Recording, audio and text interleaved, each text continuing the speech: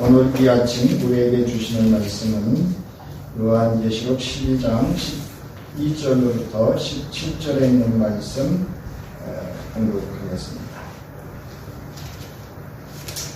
그러므로 하늘과 그 가운데 거하는 자들은 즐거워하라. 그러나 땅과 바다는 과히 있을진저 이는 마귀가 자기의 때가 얼마 남지 않은 줄을 알므로 크게 분내어 너희에게 내려갔음이라 하더라.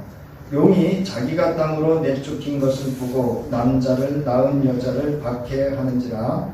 그 여자가 큰 독수리의 두 날개를 받아 광야 자기 곳으로 날아가 거기서 그 뱀의 낯을 피하여 한 때와 두 때와 반 때를 양육받음에 여자의 뒤에서 뱀이 그 입으로 물을 강같이 토하여 여자를 물에 떠내려가게 하려 하되 땅이 여자를 도와 그 입을 벌려 용의 입에서 토한 강물을 삼키니 용이 여자에게 분노하여 돌아가서 그 여자의 남은 자손 곧 하나님의 계명을 지키며 예수의 증거를 가진 자들과 더불어 싸우려고 바다 모래 위에 서 있더라. 아멘.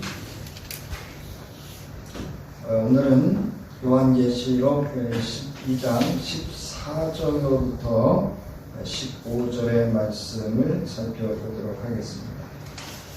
요한계시록 12장 13절로부터 이제 이 17절에 있는 내용은 그리스도가 마귀를 이기셨으므로 하나님께서는 마귀의 분노와 화로부터 메시아 공동체를 지켜주시되 보호하여 주시되 끝까지 세상 끝날까지. 여러분 세상 끝날이 언제죠? 주님이 다시 오시는 그날까지 지켜주시고 보호해 주신다라고 하는 그러한 그 메시지를 아주 강력하게 아주 강하게 담고 있는 이미지를 표현하고 있습니다. 오늘 14절은 6절의 핵심 내용을 다시 이제 서술을 합니다. 6절을 보면 그 여자가 광야로 도망하매 거기서 1260일 동안 그를 양육하기 위하여 하나님께서 예배하신 곳이 있더라 라는 이 말씀을 이어서 더 구체적으로 표현하고 있는 절이 바로 24절이다 이렇게 말할 수가 있습니다. 6절과 다른 점은 여자가 광야로 그 독수리의 두 날개에 의해서 광야에 자기가 있을 곳으로 날아갔다는 것입니다. 이것이 이제 6절과 오늘 14절에 있는 내용의 좀 차이점이긴 하지만 14절의 내용은 보다 더 구체적으로 이 장면의 이미지를 통해서 하나님의 그 보호하심, 안전케 하시고 보호하시는, 그리고 그 보호하심 속에서 그들을 훈련시키시고 양육시키시는 그 내용을 이제 오늘 이 이미지를 담고 있는 것이 바로 이 14절의 내용입니다. 자, 구약에서 이 14절에 가져온 이 두 장면의 구약에서 가져온 두 장면의 이미지가 여기에 이제 반영이 됐다고 볼 수가 있는데요. 즉, 이 오늘 14절의 배경은 구약 성서의 두 장면의 이미지를 가져왔습니다. 첫 번째로 그 한 이미지는 하나님을 광야에서 이스라엘을 보호한 독수리로 묘사한 내용을 반영하고 있습니다. 그러니까 이스라엘 백성을 광야에서 지키시고 보호하여 주시고 인도하여 주신 하나님을 독수리로 표현한 그 이미지로 표현한 것을 여기에 반영했다는 겁니다. 그래서 출애굽기 19장 4절을 보면 이렇게 표현하죠. 내가 애굽 사람에게 어떻게 행하였음과, 이건 이제 15장까지 내리죠. 14장의 홍해를 건너기 직전까지 있었던 일들을 이제 이야기를 합니다. 내가 어떻게 독수리 날개로 너희를 업어 내게로 인도하였음을 너희가 보았느니라. 그래서 이 업다라는 단어가요, 이 히브리어로 나사라는 단어인데요, 들어 올리다 또는 취하여 가다 이런 뜻이에요. 이건 뭐냐면 전적으로 하나님에 의해서라는 뜻이에요. 마치 우리 어린 아기들 있잖아요. 아기가 어떻게 하죠? 그 어머니가 아기를 어떻게 해요? 안죠. 그리고 업지요. 전적으로 그 어머니의 주권에 의해서 전적인 하나님의 주권적인 그 계획과 그 인도하심 속에서 이루어지는 그 표현을 의미하는데, 전적인 하나님의 보호하심과 인도하심, 그래서 어떻게 보면 보살핌을 의미한다, 이렇게 볼 수가 있습니다. 또한 신명기 1장 31절부터 33절에 보면 광야에서도 너희가 당하였거니와 사람이 자기의 아들을 안는 것 같이 너희의 하나님 여호와께서 너희가 걸어온 길에서 너희를 안으사 이곳까지 이르게 하셨느니라 하나, 이 일에 너희가 너희 하나님 여호와를 믿지 아니하였도다. 그는 너희보다 먼저 그 길을 가시며 장막 칠 곳을 찾으시고 밤에는 불로 낮에는 구름으로 너희가 갈 길을 지시하신 자이시니라, 이렇게 말씀하고 있습니다. 여기 보면 앉는다라는 표현이 나사라고 하는 그 앞서서 출애굽기 19장 4절에 없다라는 표현과 동일한 단어를 쓰고 있다라고 하는 겁니다. 그 다음에 신명기 32장 9절부터 12절에 특별히 그 11절을 보면 마치 뭐예요? 독수리가 자기의 보금자리를 어지럽게 하며 자기의 새끼 위에 너풀거리며 그의 날개를 펴서 새끼를 받으며 그의 날개 위에 그것을 없는 것 같이 여호와께서 홀로 그를 인도하셨고 그와 함께한 다른 신이 없었도다. 그러니까 여기 지금 오늘 본문 14절에 큰 독수리의 두 날개는 바로 전적인 하나님의 구원하심 또는 인도하심, 전적인 보호하심을 나타내는 표현이다라고 하는 겁니다. 우리가 성서를 읽을 때 주목해야 되는 단어가 특별히 요한계시록에서 있어서는 큰이라는 단어의 큰 음성, 큰 음성 또는 여기 큰 독수리, 이거는 인간의 능력이나 인간의 어떤 것으로 한계를 측량할 수 없는 그 하늘의 존재하심, 그러니까 우리가 말하는 성부, 성자, 성령 또는 그와 같은 어떤 그 천상의 존재들로부터라고 하는 그런 초월적인 존재를 표현할 때 크다라는 표현을 씁니다. 그래서 그 여자가, 여자는 여러분 어떤 의미를, 상징적인 의미를 가지고 있는지는 이미 여러 번 말씀을 드렸기 때문에 아마 기억하고 있으리라고 이렇게 믿습니다. 자, 큰 독수리의 두 날개를 받아서 광야 자기 곳으로 날아갔다라는 겁니다. 자, 여기 보면 이는 박해자와 비방하는 사람들로부터 그리스도 공동체, 즉 교회와 하나님의 백성을 보호해 주신다는 상징적인 의미를 아주 강하게 가지고 있는 표현이라고 하는 겁니다. 그냥 두 날개도 아니고 뭐라고요? 그냥 독수리도 아니고 아주 큰 독수리.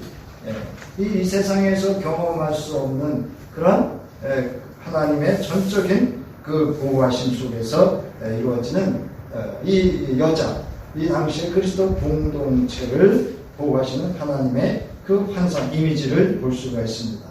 자, 두 번째로는요, 미래에 이스라엘이 바벨론에서 출애굽을 하는 동안 광야를 거쳐 그들의 땅으로 돌아오는 과정에 독수리처럼 날개를 가지고 높이 오를 것을 예언한 이사야 40장 31절을 반영하고 있는 그러한 이미지이기도 합니다.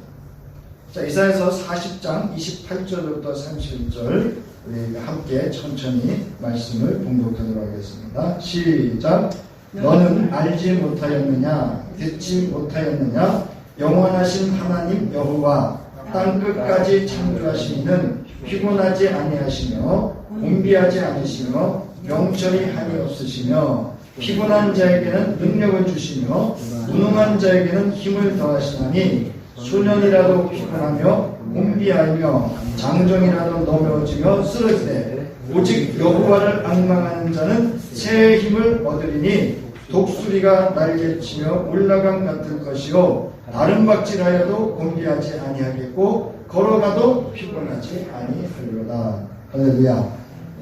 여기 앙망하다라고 하는 것은요, 소망 중에 바라고 기다리는 걸 의미합니다. 따라서 진실한 믿음으로 기다리는 자들은 새 힘을 얻어, 개소라는 단어가 좀 어려운 표현인데요, 그 힘을 이어받아서 개선, 그것을 이렇게 드러낸다. 하나님으로부터 받은 힘을 드러낸다, 이런 뜻이 있어요. 그래서 여호와를 섬기며 하나님의 구원 사역을 기대한다는 의미로서 하나님께서 약속한 모든 것이 실현되고 성취될 때가 올 것이라는 뜻으로 사용되었다라는 겁니다. 그러니까 이 큰 독수리의 두 날개를 받았다라고 하는 것은 하나는 뭐예요? 하나님의 절대적인 보호를 받는다라는 의미가 있고요. 또 한 의미는 절대적인 하나님으로부터 어떻게 된다고요? 새 힘을 얻게 된다, 받게 된다라고 하는 거예요. 아멘. 우리 신앙이라고 하는 게 바로 이거를 경험하는 거죠. 하나님이 절대적으로 나를 뭐 하신다? 보호하신다. 또 하나님으로부터 절대적으로 우리가 세상을 살아가는 삶의 힘을 어디로부터 얻는다? 하나님으로부터 새로운 힘을 얻는다 라고 하는 것, 이것을 경험하는 것이 바로 오늘 우리가 경험해야 될 신앙이다, 이렇게 할 수가 있습니다.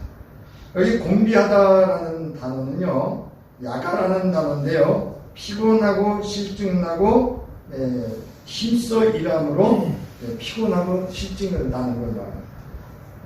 뭐죠? 이렇게 지속적인 반복적인 일에 지쳐서 오늘날은 말하면 낙심한 거죠. 낙심. 그 다음에 피곤하다라는 말은요, 그 몸이 지쳤다는 거예요. 육신이 연약해졌다는 거죠. 그런 의미입니다. 그래서 이사야서 40장 31절은 역사의 끝에 환난을 겪은 의인들에게 주실 위로와 새 힘을 주는데 적용하는 말씀이었다. 그러니까 이 당시에 요한계시록의 독자들에게도 바로 이 큰 독수리의 두 날개를 받았다라고 하는 것은 바로 위로와 새 힘을 주기 위한 그런 상징적인 의미를 가지고 있다는 겁니다. 근데 여러분, 우리가 이렇게 예배하는 것은 하나님의 말씀을 통해서 여러분이 위로받으시고, 아멘? 그리고 뭐예요? 새 힘을 얻는 거예요. 우리의 육신이 지치고 마음의 실증, 오늘날로 말하면 우울증, 낙심, 절망, 좌절, 삶의 소망이 없고 희망이 없고, 제가 보면 참 취업하기 위해서 재수, 삼수는 좀 이해가 되는데요. 그 사수, 우수, 장수하는 친구들은 대단한 거예요. 그 친구들이 이렇게 인터뷰할 때 보면 나오는 얘기가 우울증 얘기를 해요.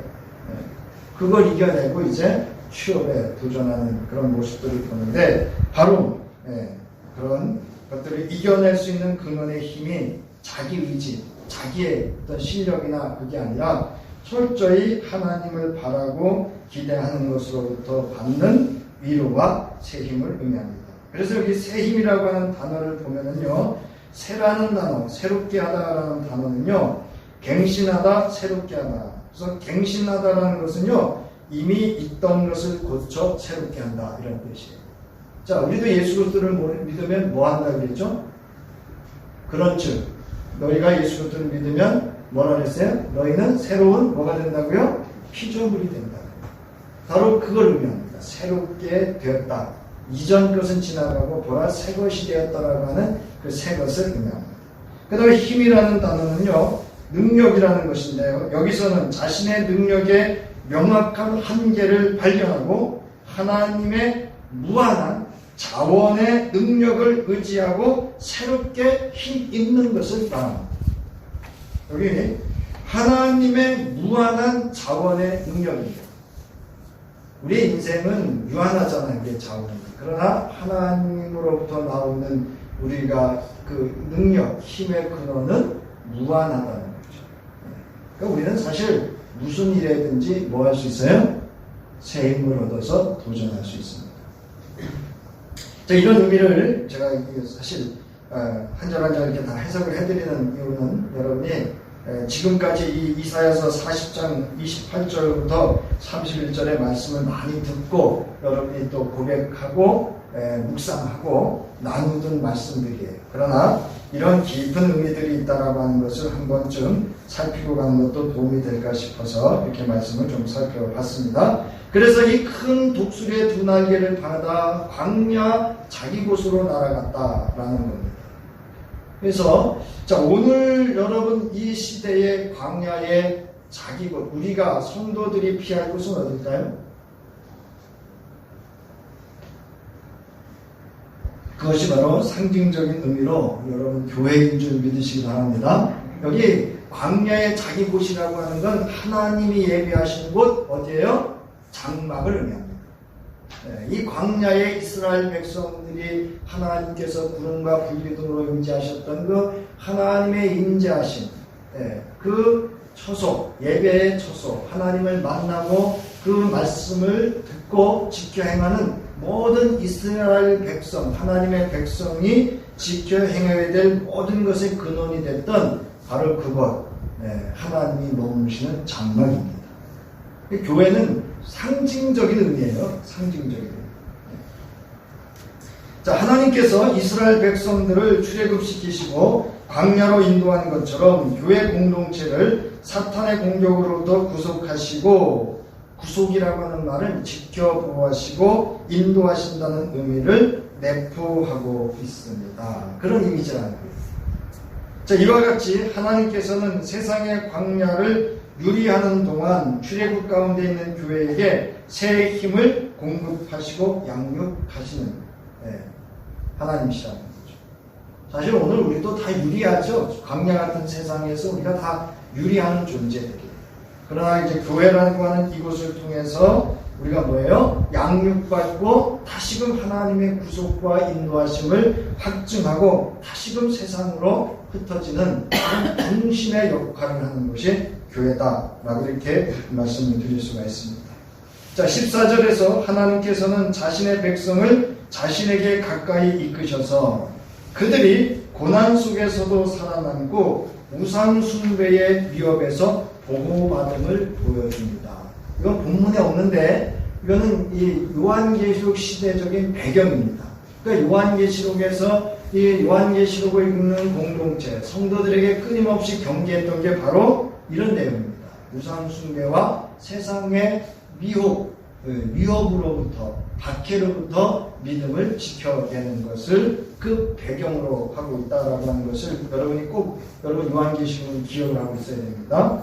자, 그러므로 하나님의 백성이 있는 곳은 바로 하나님의 보호하시는 말씀과 인재의 장막이 거하는 광야에 보호받는 장소라는 것입니다. 자, 중요한 거 하나님의 보호하시는 말씀이 우리를 보호하십니다. 아멘. 세상의 미혹과 여기 말하는 용해, 여기 이제 오늘 보면 용이라고도 표현하고 뱀이라고도 표현하고 마귀라고도 표현합니다. 12장 13절부터 17절에 이게 문맥상 의미가 조금씩 다릅니다. 그래서 그런 표현을 쓰는 거예요. 이 다른 존재가 아니고요. 문맥상 독자들로 하여금 그 의미를 잘 전달하기 위해서 그 표현이 적절하게 다르게 표현합니다. 그 다음에 인재의 장막이 거하는 곳. 오늘로 말하면 제가 말씀드렸듯이 교회라고 하는 것을 알 수가 있습니다. 그래서 말씀으로 양육받는 것이 우리가 하나님의 보호를 받는 것이고 하나님의 말씀으로 말미암아 하나님의 임재하심을 경험할 때 세상으로부터 위협과 또 그 박해로부터 보호를 받을 수 있다라는 겁니다. 자, 이곳에서 하나님의 말씀으로 양육을 받는다라고 이렇게 14절에서 말씀하고 있습니다. 자, 양육받다라고 하는 의미는요, 거기 나와 있듯이 기르다, 자라게 하다, 양육하다, 부양하다, 먹이를 주다 이런 뜻이에요. 한 말씀으로 들으면 훈련하다 이런 뜻입니다. 훈련하다. 자, 이것은 하나님의 백성은 하나님의 말씀에 보호하는 기능으로 말미암아 교회는 새로운 토라, 율법과 그리스도에 관한 말씀을 증언하며 충성되게 있을 수 있음을 증명하는 것입니다. 요한복음 10장 9절로부터 10절인데요. 내가 문이니 누구든지 나로 말미암아 들어가면 구원을 받고 또는 들어가면 나오며 꼴을 얻으리라. 도둑이 오는 것은 도둑질하고 죽이고 멸망시키는 것뿐이요 내가 온 것은 양으로 생명을 얻게 하고 더 풍성히 얻게 하려는 것이다. 여기 꼴이라고 하는 것은요 목초, 꼴, 양식을 의미합니다. 여러분이 교회 나오시는 근본적인 첫 번째 이유라 할까요? 원인은요 여러분 하나님의 말씀을 먹는 데 있습니다. 그런 말씀을 열심히 먹으셔야 돼요. 제가 말씀드렸죠. 시편 34편에 세 가지로 표현을 하는데요. 첫 번째 여호와를 경외하는 자, 의인, 그 다음에 생명이 있는 자 이렇게 표현합니다. 그러니까 여호와를 경외하는 자는 의인이고 생명이 있는 자예요. 그리고 생명이 있는 자는 누구냐면 하나님의 말씀을 먹고 사는 자가 생명이 있는 자가라고 표현합니다. 그리고 그를 의인이라고 그러고 그를 여호와를 경외하는 자다 이렇게 표현합니다. 자, 마태복음 6장 26절 공중의 새를 보라 심지도 않고 거두지도 않고 창고에 모아들이지도 아니하되 너희 하늘 아버지께서 기르시나니 너희는 이것들보다 귀하지 아니하냐. 세상에 존재하는 생명들도 그 세상의 이치에 따라 먹고 사는데 하물며 너희는 뭐라고요? 이스라엘 백성을 왜 만나를 먹였다고요? 광야에서 사람이 뭐로만 사는 것이 아니라 빵으로만 사는 것이 아니라 하나님의 말씀으로 사는 것을 경험하기 위해서 광야에 훈련시켰다. 여러분 어려운 일을 만나시고 세상의 근심, 걱정, 염려, 갈등, 분쟁, 다툼이 있거든 말씀으로 돌아오세요. 아멘 하시거든요. 아멘. 말씀으로 해결하세요. 인간의 어떤 그걸로 이런 감정이 섞이면요. 자, 마태복음 13장 8절부터 9절 더러는 좋은 땅에 떨어짐에 어떤 것은 100배, 어떤 것은 60배, 어떤 것은 30배의 결실을 하였느니라. 귀 있는 자는 들으라 하시니라. 여러분 하나님의 말씀이 들어오면요 30배, 60배, 100배의 말씀의 생명의 역사가 역사하는 줄 믿으시기 바랍니다. 오늘 아침에 저희가 조금 일찍 일어나서 저기 거들이 다녀오면서 그런 이야기를 했어요. 생명의 씨앗에 대해서 이야기를 잠깐 나눴는데요. 이 씨앗들이요 절기되면 뭐 봄부터 올라오는 게 아니에요. 그 적절하게 그 땅 속에 있다가 적절한 환경이 딱 되면 그 신비하게도 그 생명들이 싹을 틔워서 자라는 걸 볼 수가 있습니다. 여러분 우리 속에 심겨진 하나님의 말씀이 30배, 60배, 100배의 결실을 거두실 길을 주의 이름으로 축원합니다. 그 말씀이 풍성해질 때 오병이어의 기적을 경험하게 됩니다. 자, 요한복음 6장 5절, 53절부터 58절에 보면 함께 읽겠습니다. 시작. 예수께서 이르시되 내가 진실로 진실로 너희에게 이르노니 인자의 살을 먹지 아니하고 인자의 피를 마시지 아니하면 너희 속에 생명이 없느니라. 내 살을 먹고 내 피를 마시는 자는 영생을 가졌고 마지막 날에 내가 그를 다시 살리리니 내 살은 참된 양식이요 내 피는 참된 음료로다. 내 살을 먹고 내 피를 마시는 자는 내 안에 거하고 나도 그의 안에 거하나니 살아계신 아버지께서 나를 보내심에 내가 아버지로 말미암아 사는 것 같이 나를 먹는 그 사람도 나로 말미암아 살리라. 이것은 하늘에서 내려온 떡이니 조상들이 먹고도 죽은 그것과 같지 아니하여 이 떡을 먹는 자는 영원히 살리라. 이거 출애굽 모티브입니다. 출애굽의 만나와 생수를 먹으셨던 그 하나님의 그 사건을 예수 그리스도의 그 십자가의 죽으심과 부활의 상징적인 의미로 이렇게 예수께서 말씀을 하고 있는 거예요. 자, 내 살을 먹고 내 피를 마신다는 건 예수 그리스도가 어떻게 된다는 거예요? 네? 하나가 된다는 거예요. 저기 보면 양식이라고 하는 건요, 먹는 것, 음식, 먹는 행위로서 그리스도를 먹고 살아가는 것과 관련됩니다. 그리스도를 먹는다. 네. 여러분, 저와 여러분은 그리스도를 먹은 존재입니다. 아멘? 네. 여러 가지 이것 때문에 초기 기독교사에서 오해를 많이 받았어요. 저것들은 식인종이야. 저것들은 사람 잡아먹는, 예수의 살을 먹고 피를 먹는다 그랬더니 저기 모여가지고 사람 잡아먹는다는 오해도 있었다 그래요. 자, 음료라고 하는 것은요, 여기 말하는 마실 것, 그런 행위로서 바로 생명수 되시는 그런 그 생명의 그런 힘을 의미한다 이렇게 볼 수가 있습니다. 그래서 우리 요한계시록에도 나오죠. 생수의 강 나오죠. 그런 표현이었습니다. 그 다음 페이지요. 4페이지.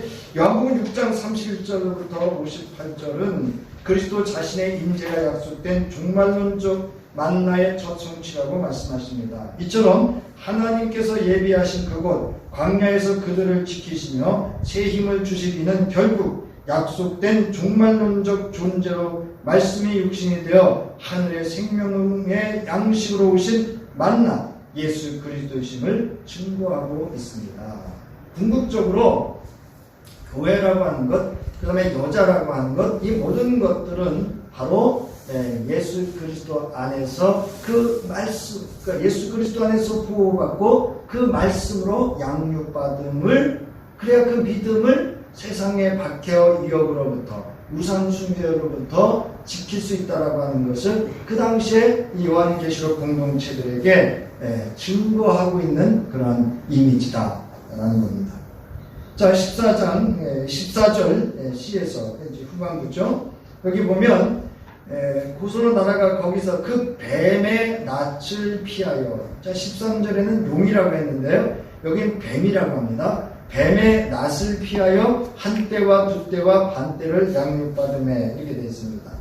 용 대신 뱀으로 표현하는데 이것은 9절에서 용을 옛뱀이라고 하여 용과의 싸움의 뿌리를 창세기 3장 15절에서 두고 있는 것과 맥을 같이 한다.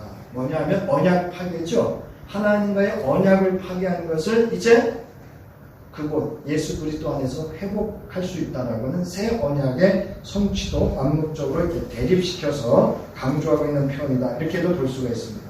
자, 이상에서 용은 마귀와 뱀이라는 말로 이 본문에서 번갈아가며 사용되고 있음을 알 수가 있습니다. 14절에 보면 한 때와 두 때와 반 때는요 3년 6개월로 6절에서 말하는 1260일 동안과 같은 그런 기간. 그래서 이거는 한 때와 두 때와 반 때는요 하나님의 주권 속에 정해진 기간을 의미합니다.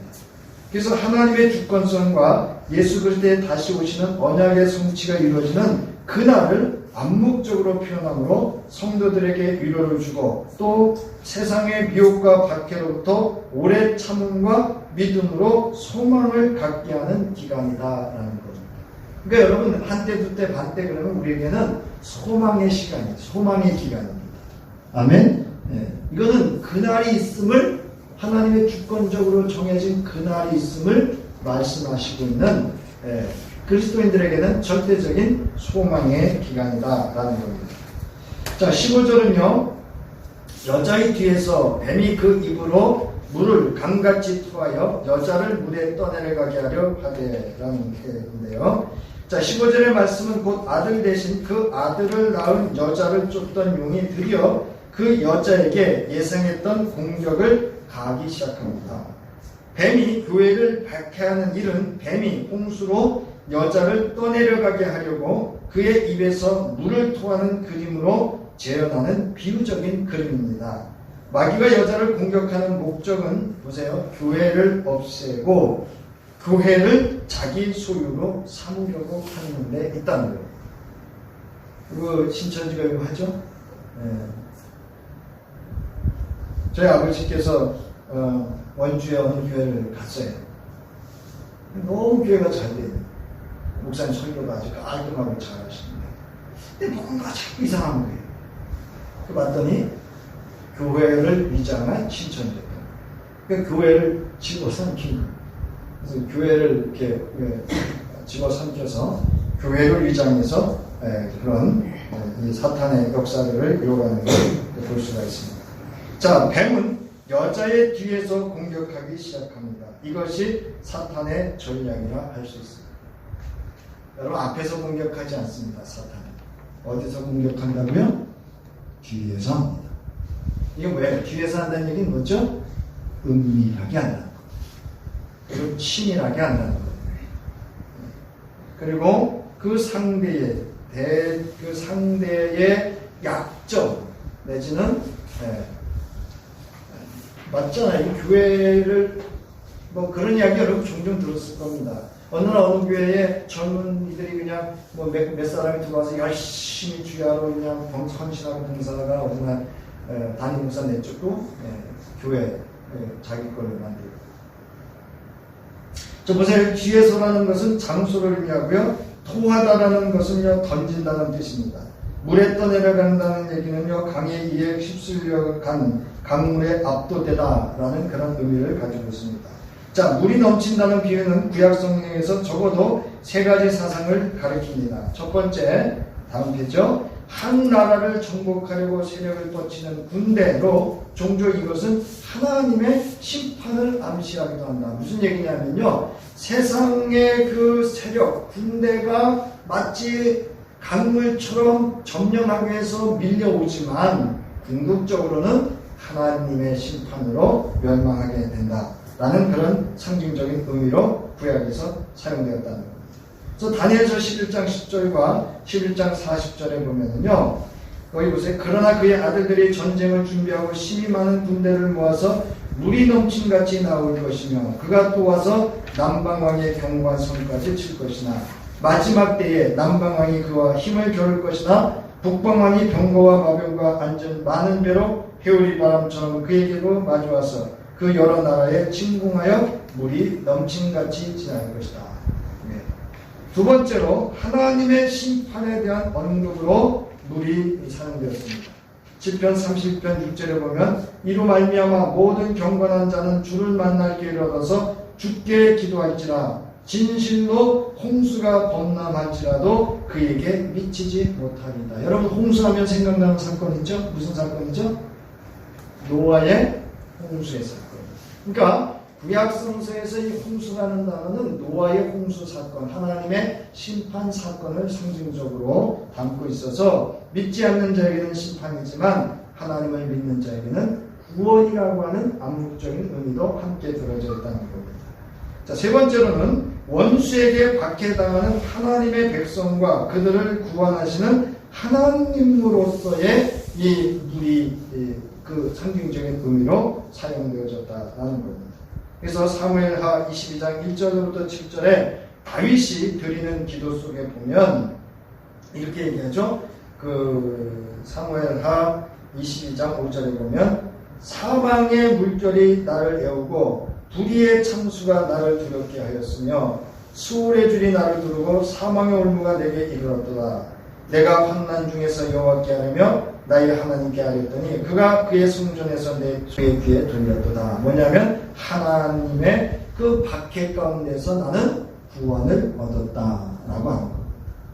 그러니까 이 물이라고 하는 지금 이 여자의 뒤에서 뱀이 그 입으로 물을 강같이 토해냈다라고 하는 이 암묵적인 환상 속에서 이 독자들로 하여금 경험되어지는 건 뭐냐면 바로 한 나라를 정복하려고 그 강력한 군대가 밀려오는 것 같은 이 지금의 상황 속에서도 하나님의 저들을 향한 심판이 있을 것이고 믿는 자에게는 뭐가 있을 것이다? 하나님의 구원하심이 있을 것이라고 하는 암묵적인 그런 의미를 전달하고 있다는 겁니다.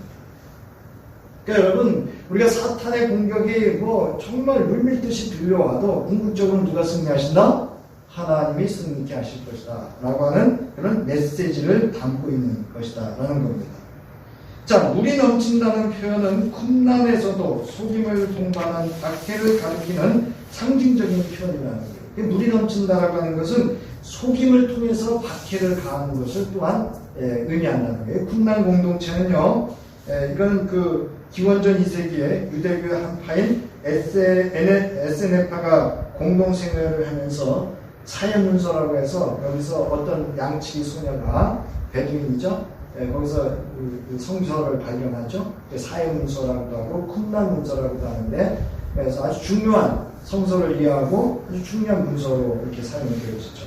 그 공동체에서도 이 단어, 물이 넘친다는 단어는 뭐라고요? 속임을 동반한 바퀴를 가리키는 상징적 표현으로 썼다라는 겁니다.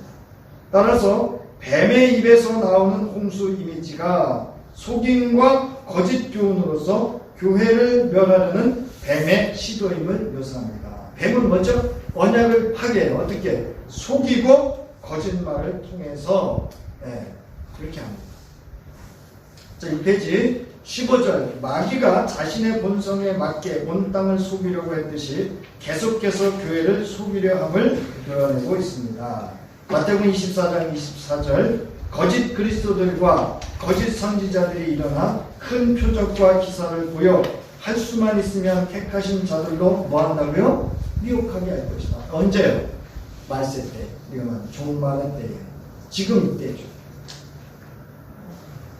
그래서 거짓 그리스도라고 하는 건 뭐냐면요, 퓨슈도 크리스토스라는 단어인데요, 거짓 그리스도로서 거기 나오죠? 푸수데스라고 하는 거짓말하는 그릇된 거짓새와 크리스토스라고 하는 기름을 바르는 또는 메시아 그리스도에서 유래됐으며, 거짓 그리스도를 의미하며 거짓으로 메시아의 이름과 직분을 사랑하는 자를 가리킨다. 이게 거짓 그리스도입니다. 뭐라고요? 거짓으로 메시아의 이름과 그 직분을 사랑하는 자. 자기가 예수 그리스도라는 거죠. 그 다음에 거짓 선지자는요, 거기 나오죠?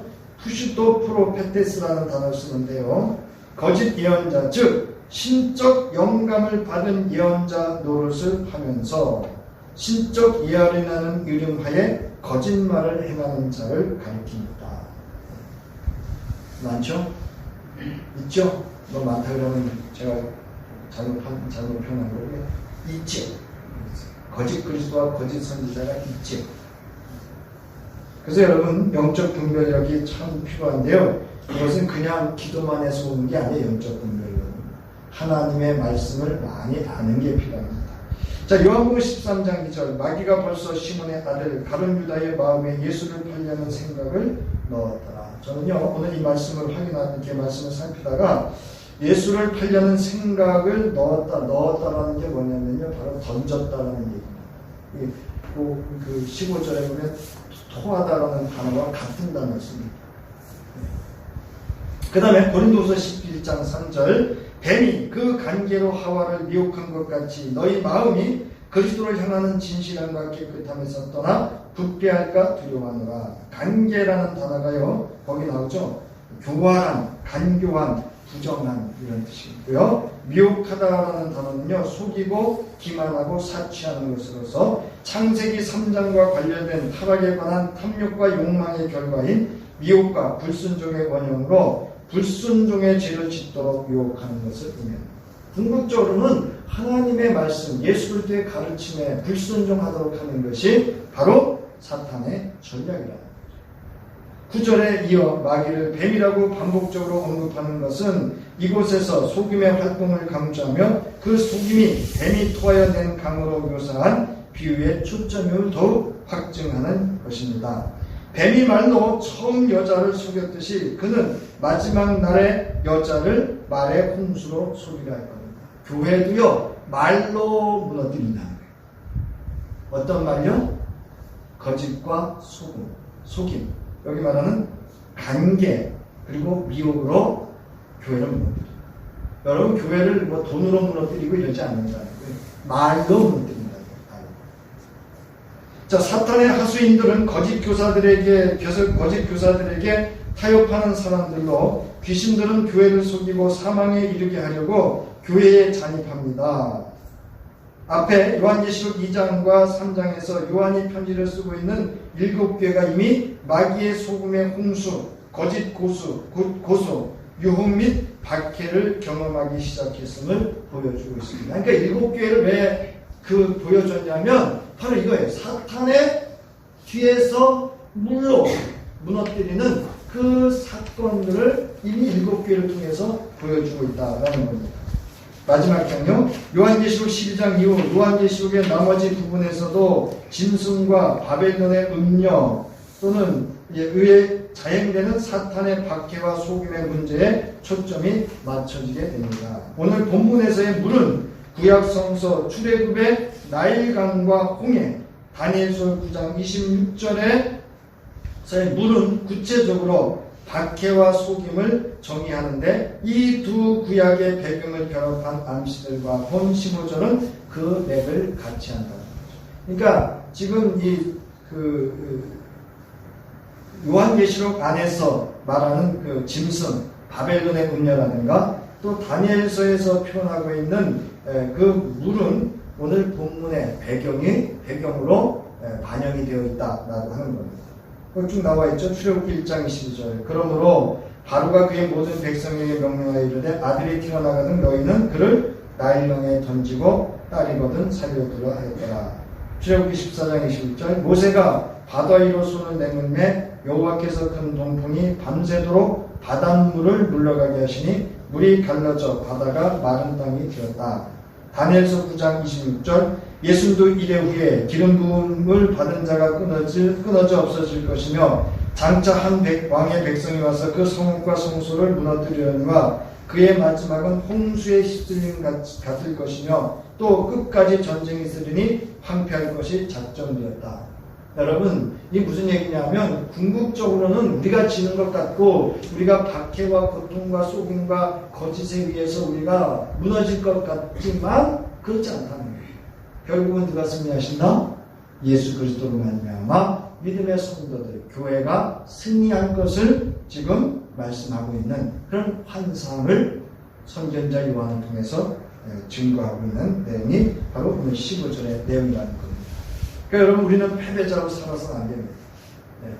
자, 하나님의 백성들이 나오죠. 교회 및 성도들이 뱀에 의한 물로 속임과 박해를 받지만 하나님의 물에 의해 뱀이 심판을 받게 될 것이라는 뱀에 대한 하나님의 심판하심도 암묵적으로 담고 있습니다. 15절은 하나님의 백성들을 하나님께서 예비하신 광야에서 뱀, 즉 마귀의 속임과 박해로부터 보호하시고 양육하심으로 하나님의 언약의 성취를 경험하게 될 것을 보여주고 있는 그런 장면입니다.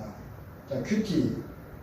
우리가 말씀을 적용해보면 하나님의 공동체, 그리스도의 몸된 공동체인 교회는 하나님의 말씀, 성도의 기도의 말인 생명의 말이 흘러 넘쳐야 합니다.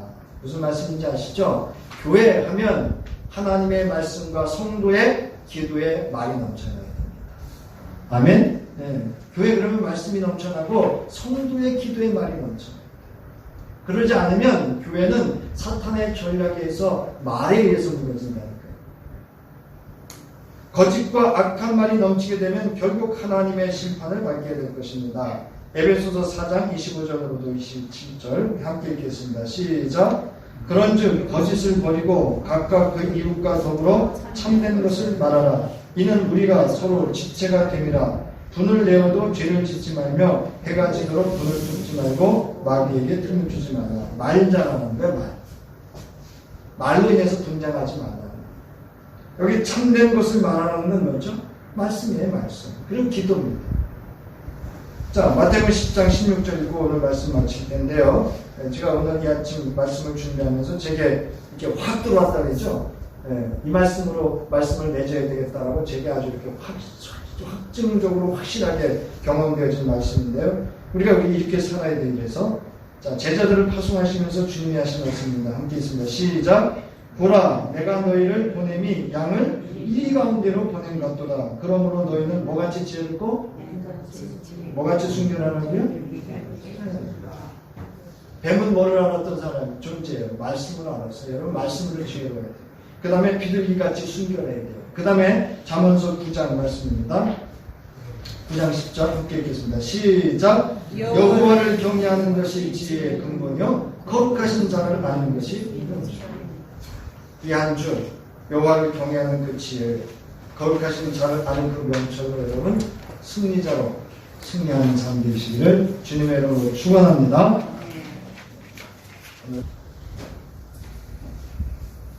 이제는 이 세상의 거짓과 속임수와 박해로 우리를 미혹하고 넘어뜨리려 할 때에 우리의 승리자가 되어주신 예수 그리스도의 구속의 은혜와 우리로 하여금 변치 않는 그 말씀으로 우리를 양육해 주시고 우리를 지켜 보호해 주시는 하나님의 무한하신 사랑하심과 우리가 세상 살며 이긴 자로 승리자로 살아갈 수 있도록 우리에게 새 힘과 새 능력과 새 지혜와 또 합력할 손을 이룰 수 있도록 감동감을 역사하시는 성령의 함께하심, 이제 승리자로 지혜의 말, 하나님의 말씀, 기도의 말, 감사의 말, 하나님을 찬양하는 말로 하나님 승리하기를 결단하고 돌아가는 저희들 의회와 가정과 기업과 자녀와 모든 삶 위에 이제로부터 영원히 함께 하시기를 간절히 축원하옵나이다.